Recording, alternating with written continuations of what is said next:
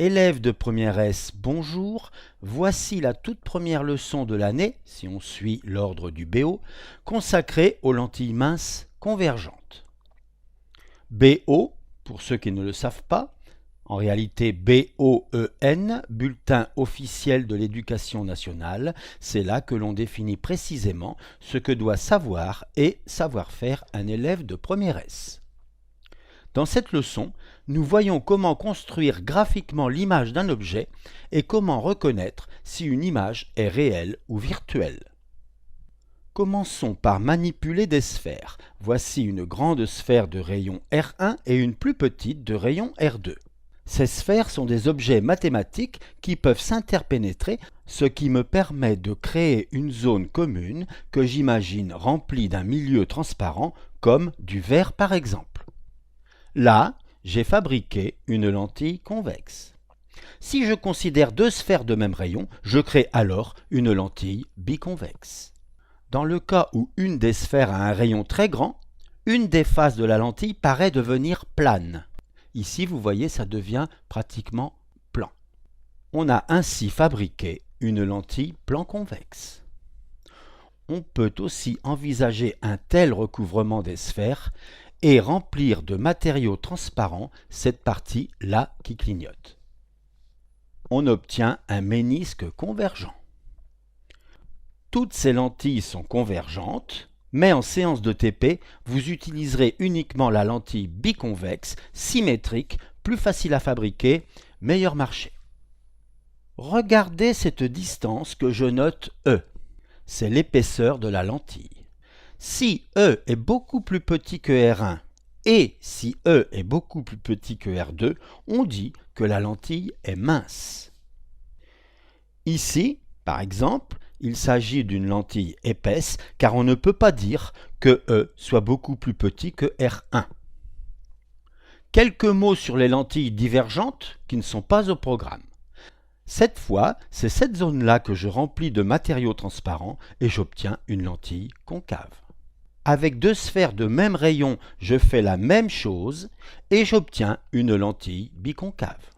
Quand une des sphères a un rayon qui tend vers l'infini, la courbure disparaît et on obtient en procédant de même la lentille plan concave. Enfin, en prenant cette partie-là, on fabrique un ménisque divergent. Les lentilles servent à faire des images. Plus précisément, avec une lentille, on fait l'image d'un objet. Ici, nous avons la lentille la plus classique qui est le plus souvent utilisée en tant que loupe. La loupe sert à observer des objets très petits, elle en donne une image grossie. À l'intérieur de l'œil, on trouve une lentille qui s'appelle le cristallin. Quand nous regardons un objet, le cristallin en forme une image sur la rétine qui joue le rôle d'écran. L'appareil photo fabrique l'image de l'objet que je photographie. Même chose pour la caméra qui prend plusieurs photos par seconde.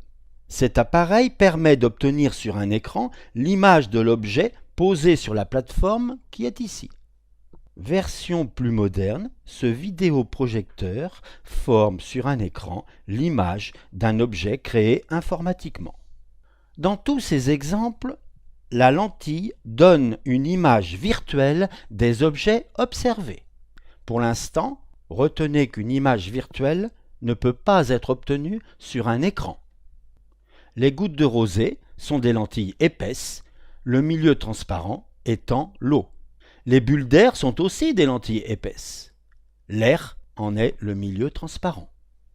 Pour modéliser une lentille convergente, on commence par utiliser une double flèche qui est cohérente avec sa forme, puis un axe perpendiculaire appelé axe principal car très important.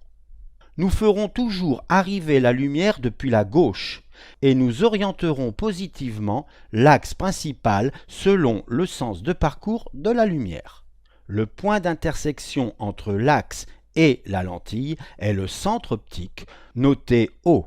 La lentille possède un foyer principal image, noté F', toujours situé à droite pour une lentille convergente, évidemment si la lumière vient de la gauche, et un foyer principal objet noté F à gauche de la lentille. F et F' sont équidistants de O, par conséquent O est le milieu de FF'. Voilà comment on modélise une lentille convergente. On considère que la lumière est constituée d'une infinité de rayons lumineux rectilignes tant que le milieu transparent est homogène. Ce rayon lumineux correspond à de la lumière qui va vers la lentille. On dit que c'est un rayon lumineux incident. Je ne sais pas où ira ce rayon après avoir traversé la lentille. De même, ce rayon qui vient de traverser la lentille et donc qui correspond à une lumière qui s'éloigne de la lentille, on dit que c'est un rayon émergent. Je ne sais pas comment était ce rayon avant de traverser la lentille. Étudions maintenant la marge de certains rayons lumineux particuliers, c'est-à-dire le chemin suivi par ces rayons. Premier rayon particulier, c'est le rayon incident qui passe par O, par le centre optique. Ce rayon n'est pas dévié. Il y a une infinité de rayons incidents passant par O, qui donc ne sont pas déviés. Tout rayon incident passant par le centre optique n'est pas dévié. Deuxième exemple de rayon particulier, un rayon incident parallèle à l'axe principal émerge en passant par le foyer principal image. Il y a une infinité de rayons incidents parallèles à l'axe principal qui donc émergent tous en passant par F'. Troisième cas de rayon particulier, le rayon incident passant par le foyer principal objet émerge parallèlement à l'axe principal. Il y a une infinité de tels rayons. Tout rayon incident passant par le foyer principal objet émerge parallèlement à l'axe principal. Maintenant que nous connaissons la marche de trois rayons particuliers, nous allons appliquer ceci pour construire l'image d'un objet. L'objet est représenté par une flèche. L'objet est constitué d'une infinité de points lumineux que je pourrais appeler des points lumineux objets. Parmi tous ces points, nous considérons les deux points extrêmes A et B. Et nous prendrons l'habitude d'appeler cet objet l'objet AB. Pour commencer, cherchons B', image de B à travers la lentille. Le point lumineux B émet de la lumière dans toutes les directions. Mais ce rayon lumineux-là ne m'intéresse pas car il ne passe pas à travers la lentille. C'est la même chose pour celui-là, puis celui-là, et ainsi de suite. Tous ces rayons ne m'intéressent pas. Il reste donc ces quatre-là.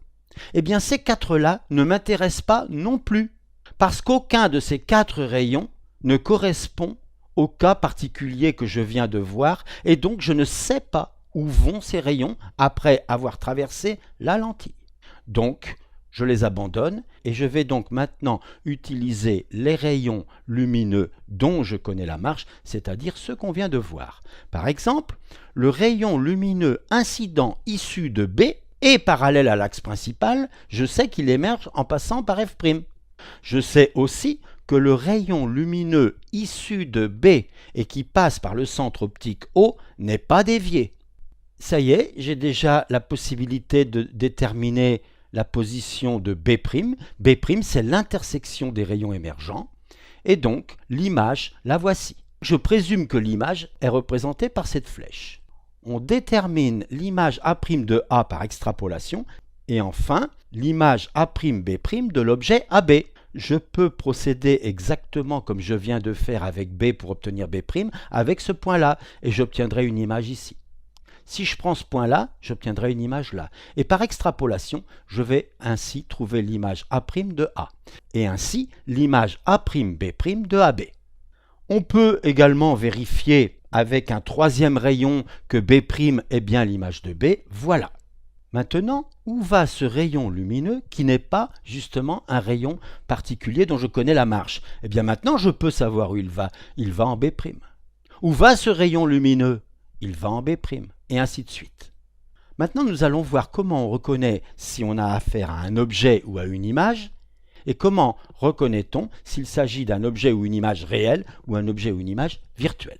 Le point objet, c'est le point d'intersection des rayons incidents, alors que le point image, c'est le point d'intersection des rayons émergents. J'ai donc un moyen de reconnaître objet et image. Maintenant, s'il s'agit de l'intersection des rayons lumineux eux-mêmes, alors c'est réel, image ou objet.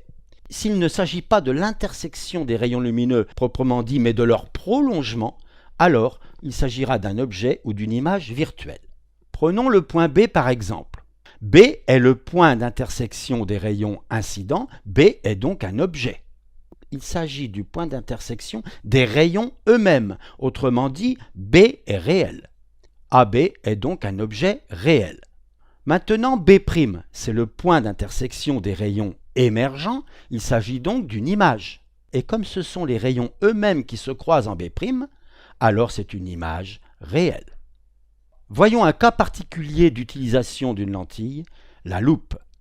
Voici ma lentille avec ses foyers principaux et un objet AB que je place ici entre F et O.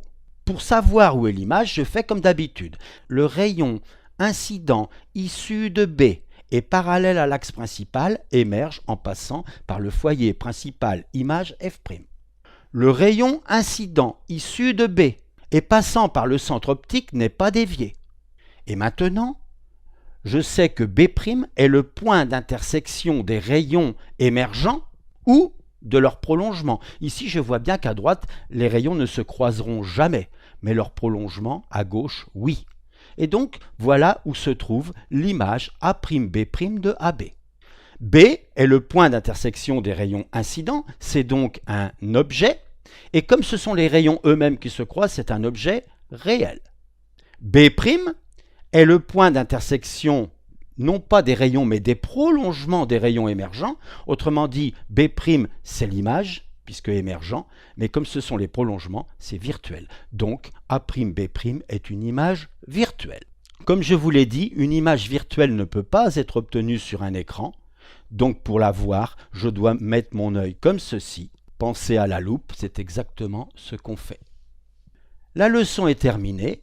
La prochaine fois, nous nous intéresserons à la relation de conjugaison des lentilles et au grandissement.